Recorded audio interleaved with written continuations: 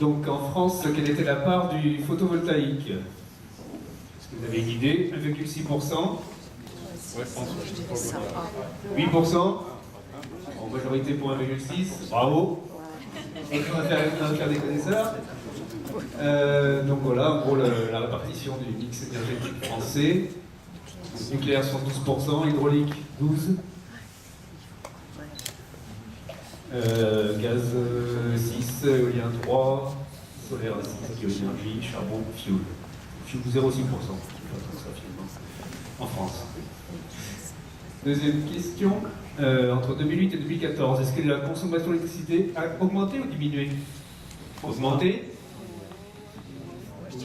Diminué?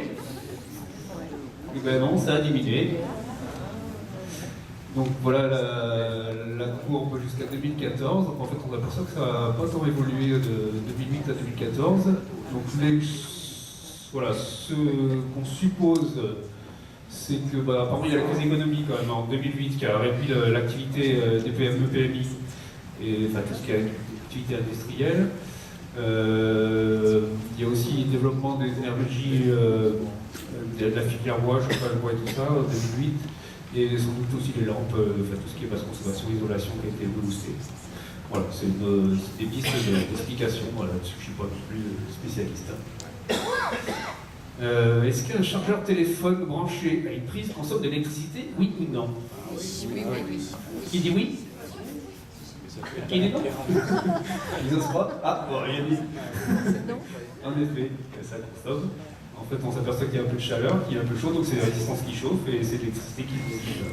C'est pas grand chose, mais ça consomme pour rien. Et d'ailleurs, alors oui, il y a aussi ça, donc 5 mm de givre sur un frigo augmente la consommation de 30 ou de 15? Qui dit 30? Qui dit 15? Ah, 30. Qui a dit en plus, tu as déjà vu le quiz.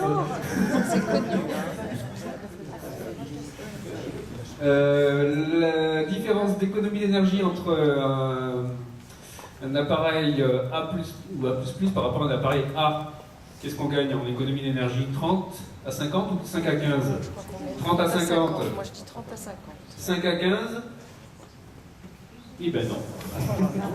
C'est 30 à 50% de l'économie, donc c'est vrai que la vie est souvent plus chère, mais il faut quand même calculer.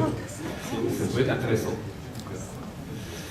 Une box ADSL branchée inutilisée, donc en veille, une box ADSL plus télé, branchée sur une année, donc si on l'utilise pas, juste on part en vacances pendant un an, on la laisse brancher, ça nous coûte combien? 90 € ou 30 €? Ça doit être 90 à tous les coups. Allez, 30 €, je vous la fais à 30 €, c'est quand même le prix d'un mois d'abonnement quasiment. Hein. Donc faut voilà, y penser. La veille des appareils domestiques en France équivaut à la consommation de 150 foyers ou de 2 réacteurs nucléaires. 2 réacteurs, 150 foyers.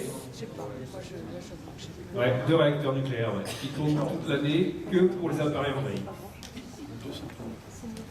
La consommation annuelle d'un data center, donc tout ce qui est cloud, serveur messagerie, serveur web, tout ça, ça correspond à une année de consommation de la ville de Lyon ou à un an de consommation de la ville de Lyon? Moi je dirais Ah, j'ai dit une année ou un an, mais c'est une journée quand même.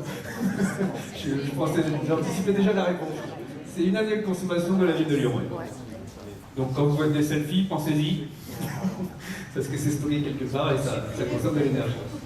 Et voilà, donc là j'ai mis un petit équivalent. Donc une recherche sur Google, c'est une ampoule de 12 watts allumée pendant 2 heures.